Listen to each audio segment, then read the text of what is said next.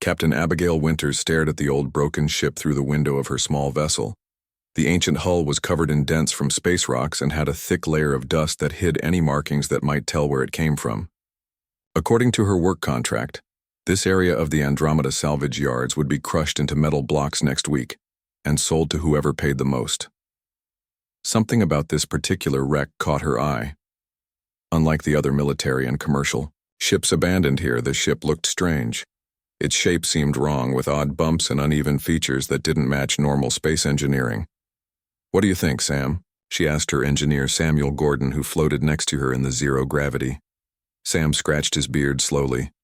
"Hard to tell from here, but that doesn't look like any Union or Imperial design I've ever seen. Might be worth checking out before they crush it." The two looked at each other. Their small salvage business barely kept fuel in their tanks, but if this was some unknown alien technology... "Suit up," Abigail decided. "Let's take a walk." As they got closer to the old ship, their suit scanners showed no power and no signs of life. The door was partly open, blocked with debris, making them squeeze through one at a time. Inside, their flashlights showed hallways that seemed to shift and change as they moved. Panels that looked like solid metal from one angle showed strange, circuit-like patterns from another. The bridge, if you could call it that, had no normal controls, just a bowl-shaped area in the middle, surrounded by what looked like crystal growths. "This isn't just alien," whispered Sam, his voice quiet with wonder. "This is something else completely." Before Abigail could answer, her hand accidentally touched one of the crystals. It glowed for a moment, then went dark again. But something had changed. She felt a strange feeling, as if the ship had somehow noticed them. "We're buying this wreck," she declared, "whatever it costs." Sam looked worried. "With what money? And where would we even keep it?" Abigail smiled. "I still have those old docking permits for Bay 17 at the edge of Union space, and I've been saving for a rainy day." 3 days later, Abigail stood in the office of Yard Manager Frank Powell, sliding a credit chip across his desk. "This covers Lot 34B, Section 12, she said firmly. "All contents as is, no questions asked." Frank raised an eyebrow as he checked the amount. "This barely covers the scrap value, Winters. What's got you so interested in that section?" "It's just old cargo haulers and pre-war junkers. Just feeling nostalgic," she said with a shrug. "My father used to pilot a Horizon-class freighter. Thought I might salvage some parts for sentimental reasons." Frank didn't look convinced, but business was business. "Your money, your junk. Transfer will be complete by end of day. But remember, you've got to clear it out within the week before the compactors move in." Back at their small ship, Sam was going over the scans they had taken inside the mysterious vessel. "These readings make no sense," he muttered as Abigail entered the cockpit. "The material composition keeps changing depending on the angle of the scan, and look at this energy signature. It's there 1 second, gone the next. Did you find us a tug strong enough to move it?" Abigail asked, dropping into the pilot's seat.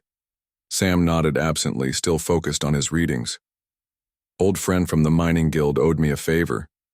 Blake's bringing his heavy lifter tomorrow. It'll cost us, though." "It's covered," she assured him, then hesitated. "Sam, when I touched that crystal thing on the bridge, I felt something, like the ship was aware of me." Sam looked up, his eyes serious. "All the more reason to be careful. We don't know what we're dealing with." "That's why we need help," Abigail said. "I've sent a message to Laura Fielding." Sam's eyes widened. "The xenotech specialist? The one who got kicked out of the Union Science Division for those crazy theories?" "The very same. If anyone can figure out what we found, it's her." The next day, the salvage yard was filled with the low hum of heavy machinery as Blake's tug carefully lifted the alien vessel from its resting place.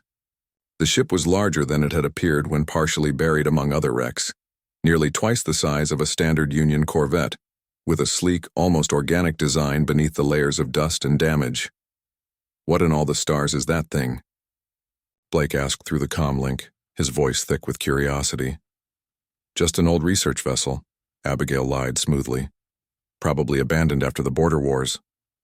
Like hell it is, Blake snorted. I've hauled every class of ship from here to the outer rim, and I've never seen anything like this. But your credits are good, so I'll keep my questions to myself. 6 hours later, they had successfully towed the vessel to Bay 17, a forgotten maintenance dock at the very edge of Union territory. The bay had been abandoned years ago when shipping routes changed, leaving it isolated and perfect for their needs. As the strange ship settled into the dock's cradle, Sam initiated the bay's ancient atmospheric systems.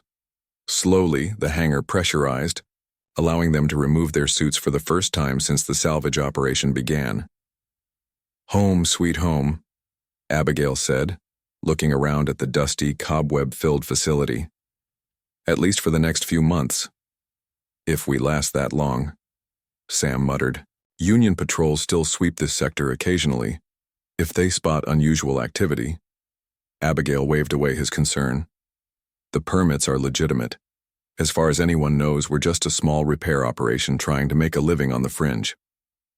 Ping from Abigail's communicator interrupted them. She checked the message and smiled. "Laura's in. She'll be here in 3 days." Sam walked to the viewport, staring at their mysterious acquisition. "What do you think we've really found, Abby?" Abigail joined him, studying the strange contours of the ship. In the brighter lights of the hangar, new details were visible. Patterns. Within patterns etched into the hull, subtle symmetries that seemed to please the eye while confusing the mind. "I don't know," she admitted. "But I've got a feeling it's going to change everything." That night, while Sam slept, Abigail returned, to the alien vessel alone. Something was pulling her back to the bridge, to the crystal she had touched. With only her handheld light to guide her, she made her way through the twisting corridors, noticing how they seemed less dusty now, more defined. On the bridge, the central depression, almost like a chair now that she looked at it closely, seemed to glow faintly in the darkness. The surrounding crystals pulsed with a dim, barely perceptible light. "What are you?" she whispered, reaching out once more to touch the nearest crystal. This time, the response was immediate. The crystal warmed under her fingers and a wave of sensation washed over her. Not quite sound, not quite thought, but something in between. Lost. Waiting. Found. Abigail gasped and pulled her hand back. The sensation stopped immediately. Heart pounding, she backed away from the crystals. "Sam needs to see this," she whispered to herself, turning to leave. But at the entrance to the bridge, she paused and looked back. For just a moment, she thought she saw the entire crystal array, pulse in sequence like a heartbeat. Or maybe, she thought with a shiver, like something waking up. 3 weeks passed after moving the strange ship to Bay 17. The old maintenance dock was now filled with tools, computers, and the steady hum of scanning equipment. Sam had built a small living area in one corner with cots, a food station, and a shower unit. Cables ran from the dock's power systems to various parts of the alien vessel. Dr. Laura Fielding arrived 5 days after their initial discovery. She was a tall woman with short gray hair and sharp eyes that missed nothing. Once one of the Union's top scientists in alien technology, she now worked on her own after being forced out for ideas that others called too extreme. "Fascinating," Laura whispered as she walked around the ship for the 3rd time that day. She wore a scanning suit covered in sensors that recorded everything about the vessel. The hull material isn't just metal. It seems to be some kind of metal crystal mix that can change its properties. Abigail followed her, noticing how the ship looked different now. The dust was gone and the surface seemed smoother, almost like it was healing itself. "Have you told her about what happened on the bridge?" Sam asked quietly while Laura was taking readings. Abigail shook her head. "Not yet. I wanted her to make her own observations first." Later that evening, as they sat around a small table eating their dinner, Abigail finally told Laura about touching the crystal and the strange feeling that followed. Laura set down her fork, her food forgotten. "You made direct contact and felt a response? Why didn't you tell me this immediately?" "I wanted your unbiased opinion first," Abigail explained. "So what do you think it is?" Laura's eyes shone with excitement. "I think it's a biomechanical entity. Not just a ship, but a living system. The crystals might be part of its neural network, its brain in simple terms. You're saying the ship is alive? Sam asked, his voice heavy with doubt. Not alive like we are, Laura clarified, but alive, in its own way. And if Abigail felt a connection, it might be designed to bond with a pilot or crew. She turned to Abigail. I need to see these crystals. The three of them entered the ship, their way lit by portable lights they had set up along the corridors. As they approached the bridge, Abigail noticed something strange. The hallways. They're different, she said, stopping suddenly. Sam nodded. I've been meaning to tell you. The layout keeps changing slightly. Corridors that were blocked are now clear, and some rooms have changed shape.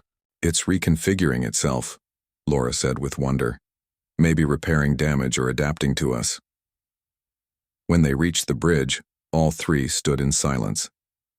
The central depression now clearly resembled a seat, with the crystal formations arranged in a semicircle around it. The crystals pulsed faintly with a blue-green light. It wasn't doing that before, Sam whispered. Laura approached slowly, her scanner working overtime. These energy readings are incredible. It's like nothing I've ever seen. She turned to Abigail. I think it's responding to you specifically. You were the first to make contact. Abigail stepped forward, drawn to the chair-like depression.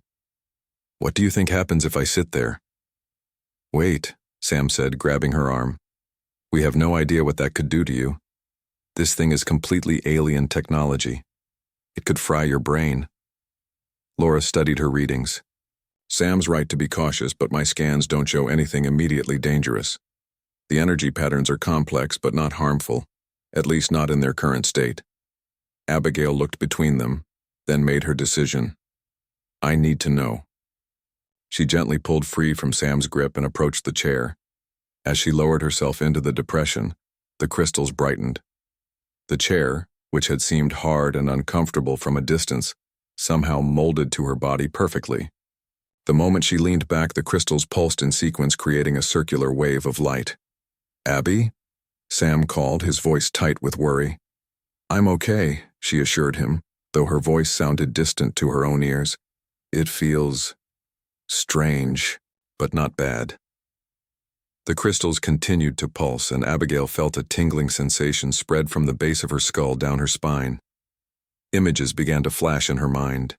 Stars, planets, great ships moving through the darkness. Something's happening, she said. I'm seeing... I think they're memories. The ship's memories. Laura moved closer, her scanner held high. Your brainwave patterns are synchronizing with the ship's energy pulses.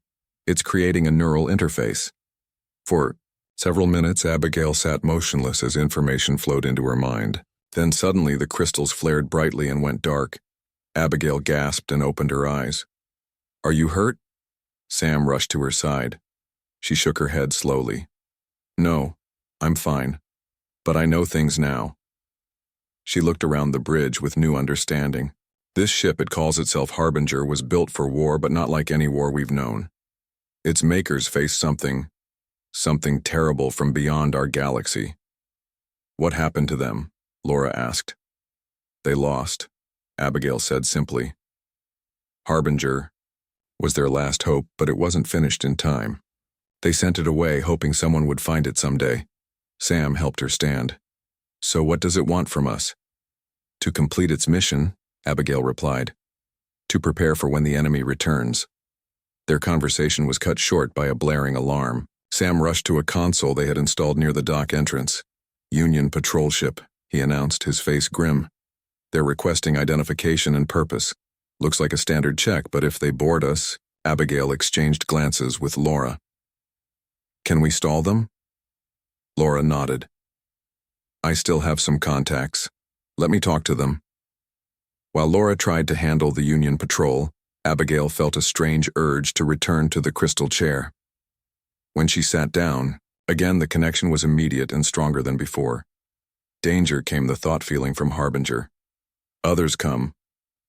Yes, Abigail said aloud, but they don't understand what you are. They might try to take you away. Cannot allow. Not ready. Not complete.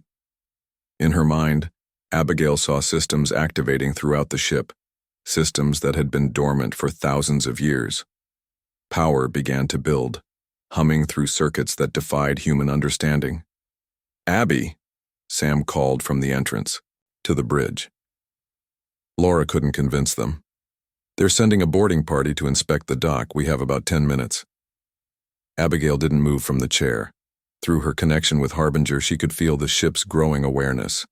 Its concern. "Can we hide you?" she asked the ship mentally. "Too late. Systems active. They will detect. What options do we have?" The answer came as a series of images. Harbinger rising from the dock, moving into space, escaping. "You can fly?" Abigail asked, in surprise. "Now?" Basic functions restored. Enough to move. To protect. Sam approached cautiously. "Abby? Who are you talking to?" "Harbinger," she said, opening her eyes. "The ship. It's awake now, and it says we need to leave." "Leave? You mean take off in an ancient alien vessel we barely understand?" Sam looked at her like she had lost her mind. A new alarm sounded. Laura rushed in, her face pale. "They've deployed a shuttle. Boarding party will be here in 5 minutes." Abigail made her decision. "Sam, help Laura gather all our research data. Grab whatever supplies you can in 3 minutes, then get back. Here." "What are you going to do?" he asked. Abigail settled deeper into the crystal chair, feeling Harbinger's systems connecting more fully with her mind. "I'm going to learn how to fly this thing," she said. Very, very quickly. Abigail's mind merged with Harbinger's systems as the Union patrol shuttle approached Bay 17. Through the ship's sensors, she could see the 6 armed officers preparing to board. They had no idea what they were walking into. 2 minutes until they dock, Sam called out, rushing back onto the bridge with Laura. They had filled several bags with their research equipment and personal items. "Strap in somewhere," Abigail told them, her voice oddly calm. "This might be rough." Sam looked around the alien bridge. "Strap in where exactly?" As if in answer, 2 sections of the wall reshaped themselves, forming seats with harness-like structures. "Think those are for you," Abigail said with a small smile. Laura's eyes widened. "The ship is responding to our needs." She touched one of the newly formed seats cautiously before sitting down. The harness gently wrapped around her body. Sam hesitated, then did the same. "I hope you know what you're doing, Abby." "Me too," she murmured. Through her connection with Harbinger, Abigail could feel the ship's systems coming fully online. The walls of the bridge lit up with strange symbols and displays that somehow made perfect sense to her now. "Docking clamps released," she announced, though she hadn't touched any controls. The thought alone was enough. "Power systems at 60%. That will have to do." Outside, the Union patrol shuttle had just locked onto the maintenance bays. External airlock. The officers were preparing to cut their way in. "They're going to be very surprised in about 10 seconds, Abigail said. Harbinger hummed to life. The entire ship vibrated slightly as ancient engines activated for the first time in thousands of years. Emergency alarms blared throughout Bay 17 as the dock's systems registered an unauthorized launch sequence. With a groan of tearing metal, Harbinger pulled free from the makeshift power connection Sam had rigged. The ship rose smoothly, hovering, just below the bay's ceiling. "Opening bay doors," Abigail said, sending the command through her mental link. Nothing happened. "The bay controls aren't responding," Sam reported. "They must have locked them down." Abigail felt Harbinger's suggestion in her mind, a direct and simple solution. "Everyone hold on tight. We're making our own exit." The front of the ship began to glow with a soft blue light. Energy gathered at a point just below what might be called the nose of the vessel. "Abby," Sam warned. I know," she replied. "But we don't have a choice." The energy beam that shot from Harbinger was narrowly, focused, and surprisingly quiet. It cut through the bay doors like they were made of paper, carving a perfect circle large enough for the ship to pass through. Alarms screamed even louder as the bay began to depressurize. Harbinger surged forward, passing through the newly created, opening and into open space. "We have company," Laura said, pointing to a display that had formed near her seat. It showed the Union patrol ship turning to pursue them. "Attention, unknown vessel," came a stern voice over the communication system that had somehow linked with Harbinger's own systems. "This is Captain Eric Willis of the Union security vessel Steadfast. Power down and prepare to be boarded, or we will open fire." Sam looked at Abigail. "They're not going to be happy about that hole we just made." "We have bigger problems," Abigail replied. Through Harbinger, she could sense the patrol ship charging its weapons. "They're really going to shoot at us." "Can this thing defend itself?" Laura asked. Before Abigail could answer, the patrol ship fired. A warning shot passed just in front of Harbinger's path. "Threat," came the thought from the ship. "Protect crew." "Wait," Abigail said aloud. "Don't," but it was too late. Harbinger's defensive systems activated automatically.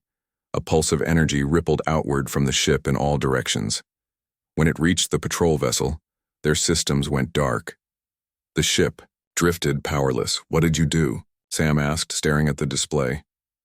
"Not me, Harbinger," Abigail explained.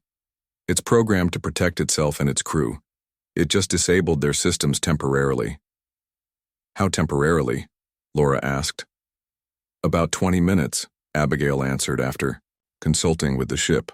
"Enough time for us to get away." With a thought, she directed Harbinger away from the disabled patrol ship, accelerating quickly. The stars blurred around them as the ship picked up speed. "Where are we going?" Sam asked. Abigail hesitated. "I'm not sure yet. Somewhere safe away from Union space." She closed her eyes, communicating more deeply with Harbinger. "The ship knows a place. A small system near the edge of the spiral arm. No major settlements, just a few mining outposts." "And how long will it take to get there?" Laura wanted to know. "At our current speed?" "About 3 days." Sam unbuckled his harness and stood up carefully. The ship's artificial gravity made movement normal despite their increasing speed. "So we're fugitives now." "Great." "It was this or let them take Harbinger," Abigail pointed out. "You know what would have happened. They would have torn it apart, trying to understand it." Laura nodded in agreement. "She's right, Sam. The Union would have classified it as a military asset immediately. They wouldn't have cared about its true purpose or history." Sam walked around the bridge, which was now fully lit and functioning. "And what exactly is its true purpose? You said it was built for war." Abigail's face grew serious. "Yes, but not against other ships or planets. Harbinger was created to fight something much worse." She paused, trying to make sense of the images in her mind. Its creators called them the Devourers. They came from outside our galaxy, consuming everything in their path. Whole star systems gone within days. Laura moved closer. "Are you saying these Devourers might come here? To our galaxy?" "Not might," Abigail corrected. "Will." Harbinger was sent away because its creators knew they had lost their war. But they predicted that the Devourers would eventually find other galaxies to feed on, including ours. "When?" Sam asked quietly. Abigail shook her head. "Harbinger doesn't know exactly. Its systems were damaged during the final battle, and it lost a lot of data during the thousands of years it drifted. But it believes we still have time to prepare." "How do we prepare for something that can eat star systems?" Sam demanded. "We're not alone in this," Abigail said. "There are others who need to know what's coming. People who might help us." "Who?" Laura asked. "The Union just tried to capture us. The Empire would do the same." "Not official channels," Abigail agreed. "But there are independent colonies, research stations, other outcasts like us who would listen." She looked at Laura meaningfully. "Your old colleagues, the ones who believed your theories about advanced alien civilizations. They might help us spread the word." Laura considered this. "Some of them might. If we can prove what we're saying." "Oh, I think Harbinger itself is pretty good proof," Sam said dryly. "The question is, can we trust it? How do we know it's telling the truth about these Devourers?" Abigail touched one of the crystals on the arm of her chair. "I've seen its memories. Sam, the destruction was real, And Harbinger doesn't just want our help. It needs it. Its systems are still damaged, still adapting. It was never meant to be found by humans, but now that we have it, we need to finish what its creators started. Sam was quiet for a long moment. So instead of salvaging parts from a derelict ship like we planned, we're now preparing for an invasion from outside our galaxy. Abigail nodded. Basically, yes. Just checking, he said with a weak smile. Wanted to make sure I understood our new career path. From somewhere deep in the ship came a low hum, almost like a pleased sound. I think Harbinger likes you, Abigail told him. Great, Sam muttered. As long as it doesn't try to give me a chair like yours. As if on cue, the crystal formations around Abigail's chair pulsed with light. More needed, came the thought from Harbinger. Full crew, full connection. What's it saying? Laura asked, noticing Abigail's sudden attention. It says it needs more than just me, Abigail explained slowly. It was designed to connect with multiple crew members, each handling different systems. Sam backed away slightly. I'm a mechanic, not a pilot. And I'm a scientist, Laura added. Abigail looked between them. Well, according to Harbinger, you're now part of the crew of the most advanced warship in the galaxy, and we have 3 days to learn how to use it before we reach our destination. Where exactly are we going? Sam asked. Abigail closed her eyes, seeing the coordinates in her mind. A place called Shadow Point. Apparently it's where people go when they don't want to be found. 3 days passed as Harbinger traveled through space toward Shadow Point. During this time, Abigail, Sam, and Laura explored the ship and learned more about its systems. What had once seemed small from the outside revealed itself to be surprisingly large on the inside, with rooms and corridors that seemed to appear as they were needed. It's like the ship is building itself as we explore, Sam said as they discovered a new area that contained what looked like sleeping quarters. The rooms adjusted their size and features based on who entered them. Abigail spent most of her time in the captain's chair on the bridge, strengthening her connection with Harbinger. Through this link, she learned more about the ship's history and capabilities. Harbinger wasn't just a warship, she explained to the others during a meal break. It was designed to be a seed. A seed? Laura asked. Her interest sparked. What do you mean? Its creators knew they were losing their war against the Devourers, so they built ships like Harbinger to carry their technology to other galaxies, to help other species prepare. Abigail touched the wall beside her, which hummed in response. The ship can adapt itself, learn from new technologies it encounters, and even help build other ships with similar capabilities. So it's not just a weapon, it's a teacher, Laura said thoughtfully. Sam looked less convinced. I'm more concerned about the fact that we're now wanted criminals. The Union will have alerted all their outposts by now. We can't exactly hide a ship this unusual. That's why we're going to Shadow Point, Abigail reminded him. According to Harbinger's data, it's a haven for people who need to stay off official records. And when was this data collected? Sam asked pointedly. Thousands of years ago? Abigail frowned. He had a point. True, things might have changed. The morning of the 4th day, they reached their destination. Shadow Point was a small asteroid field surrounding a dim red dwarf star. The asteroids were connected by a network of docking tubes and makeshift habitats, creating a hidden community away from major space lanes. Scan shows approximately 200 life forms, Abigail reported as Harbinger approached cautiously. Mixed species. Several ships docked. No official Union or Imperial presence detected. That's a good sign, Laura said. A communication signal pinged on Harbinger's systems. Abigail answered with a thought, and a rough voice filled the bridge. Unidentified. Vessel, you're approaching Shadow Point Secure Zone. State your business or turn around. Friendly visit, Abigail replied. We're looking for a safe dock and supplies willing to trade. There was a pause. Your ship doesn't match any known registry. What's your origin? Sam and Laura exchanged worried glances. How much should they reveal? Salvage, Abigail decided to say. Modified for our needs. We're avoiding Union attention. This seemed to satisfy the controller. Aren't we all? Sending docking coordinates. Follow them exactly or our defense systems will consider you hostile. Docking fee is 500 credits or equivalent trade goods. The communication ended, and coordinates appeared on Harbinger's navigation display. At least they're willing to talk to us, Sam said. But what do we have to trade? We left in a hurry, remember? Abigail had been wondering the same thing. She mentally asked Harbinger if it had any suggestions. Can create, came the response. Materials, tools, technology. Harbinger says it can make things to trade, she told the others. Part of its adaptive systems. Laura looked excited. If it can create advanced technology, that would be incredibly valuable. Nothing too advanced, Abigail cautioned. We don't want to draw more attention. Simple tools or materials should be enough to get us started. They followed the coordinates to a docking tube extended from one of the larger asteroids. Harbinger adjusted its size slightly to fit the standard docking port, another surprising capability. I think we should be careful about who we let aboard, Sam suggested as they prepared to meet the station representatives. And what we tell them about Harbinger, Abigail agreed. The official story is that it's a salvaged vessel we've repaired. Nothing about its true origins or the Devourers.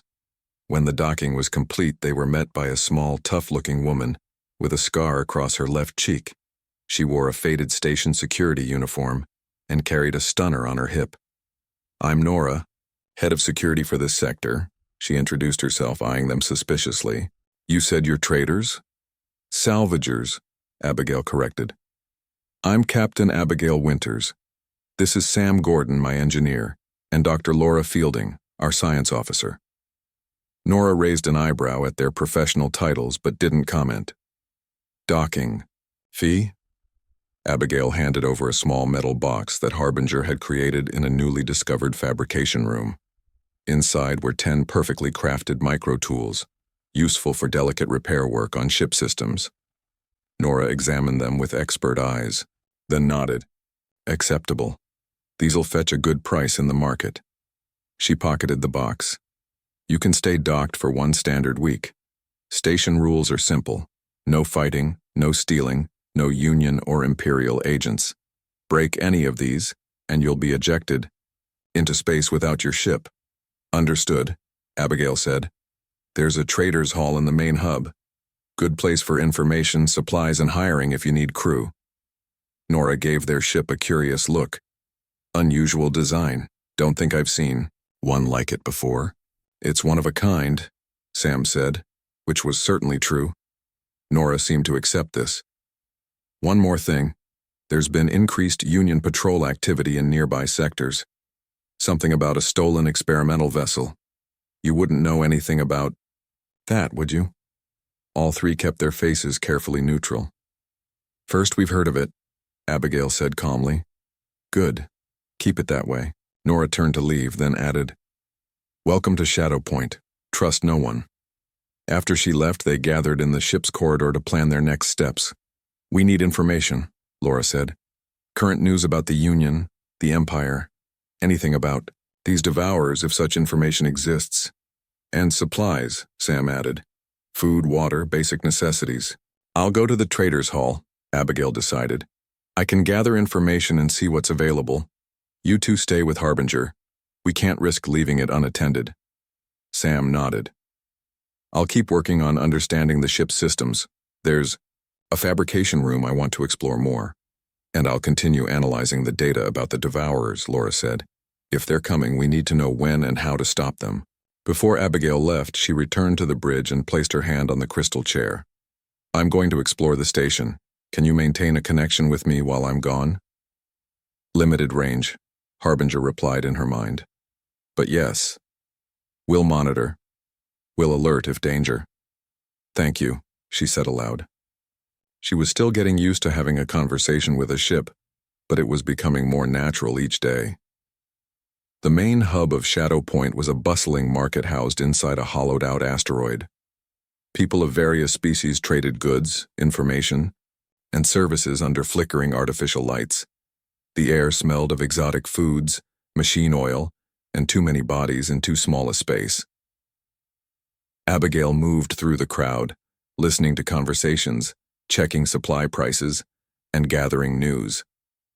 The traders' hall was filled with rumors, some about increased Union security measures, others about strange phenomena at the edges of known space. Nothing specific about the Devourers, but there were whispers of ships disappearing in the outer systems. As she browsed a food stall, a man in worn pilot's clothing approached her. "New to Shadow Point?" he asked casually. "Haven't seen you before." "Just arrived," Abigail said cautiously. "Word of advice," the man said, lowering his voice. "If you're hiding from the Union, you picked a good week to arrive. Bad week to stay long." "What do you mean?" The man glanced around before answering. "Union scout ships have been spotted just 2 systems over. Rumor says they're looking for someone specific, someone with a very unique vessel." Abigail's heart raced, but she kept her expression neutral. "Thanks for the warning." "No problem," the man said. "We look out for each other here." He started to walk away, then turned back. "By the way, if you're looking for work or crew, check the board near the south entrance. That's where the serious offers go." With a nod, he disappeared into the crowd, leaving Abigail with the disturbing knowledge that their safe haven might not be safe for long. Abigail rushed back to Harbinger, pushing through the crowded market of Shadow Point. The warning from the stranger echoed in her mind. If Union ships were searching nearby systems, they didn't have much time. When she reached the docking tube, she found Sam outside the ship talking with a tall, muscular man with dark skin and close-cropped gray hair. "Abby, this is Jack Wilson," Sam introduced them. "Former Union military. He recognized our ship from the alert bulletins." Abigail tensed, ready to run, but Sam held up a calming hand. "It's okay. Jack left the Union 5 years ago. He's offering to help." Jack nodded at Abigail. "Your ship is all over Union channels. They're calling it a stolen prototype. There's a big reward for information leading to its recovery." "How did you find us?" Abigail asked suspiciously. "I work security here," Jack explained. "Part of my job is watching incoming ships. Yours is distinctive. But I'm not interested in Union rewards." He lowered his voice. "I want to know what it really is, because that's no Union prototype." Abigail exchanged glances with Sam, who nodded slightly. They needed allies, and Jack's military experience might be valuable. "Come inside," she decided. "But understand that what we tell you can put you in danger." Jack followed them into Harbinger. As they walked through the corridors, he studied everything with expert eyes. "These systems aren't human-designed," he said. It wasn't a question. When they reached the bridge, Laura was waiting for them. She raised an eyebrow at the newcomer but didn't comment. "This is Jack Wilson," Abigail introduced him. "Former Union military. He knows Harbinger isn't what it appears to be." Laura looked concerned. "And you're bringing him to the bridge?" "We need help," Abigail said simply. "And time is running out. There are Union ships searching nearby systems." This news alarmed Laura. "How close?" "2 systems away," Abigail replied. "Maybe less by now." Jack walked slowly around the bridge, taking in the crystal formations and the strange flowing designs of the walls. "I've served on over a dozen different ships, from Union cruisers to smuggler vessels. Nothing comes close to this." He turned to face them. "So what is it?" Abigail took a deep breath. "It's called Harbinger. We found it in a salvage yard, but it's actually thousands of years old, created by an advanced alien civilization that was wiped out by an enemy they called the Devourers." She expected disbelief, but Jack just nodded thoughtfully. "I've heard stories, whispers from deep space explorers, whole star systems empty when they should be thriving." This surprised all of them.